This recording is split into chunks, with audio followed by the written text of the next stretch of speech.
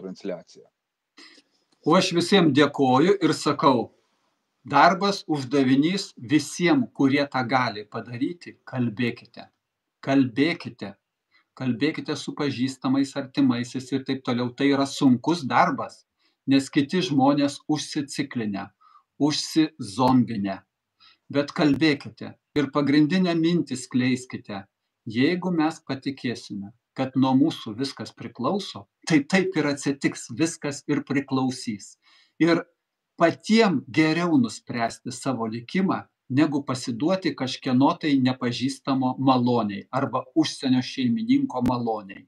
Patys nuspręskime. Aš už tai, kad patiem nuspręsti.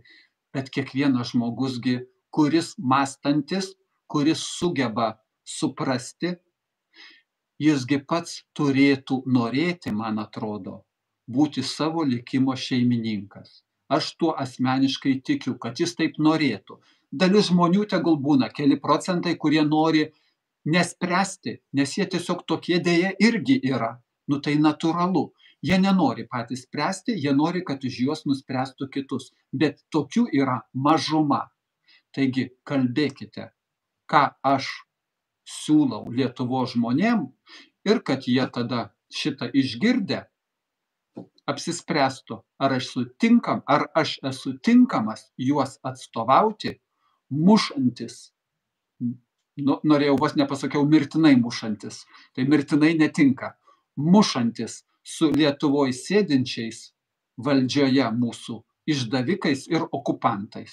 Aš esu nusiteikęs su jais muštis ir parodyti jiems jų vietą ir kad jie pastovėtų prie tų kartuvių, kur užrašyta vieta Lietuvos išdavikam.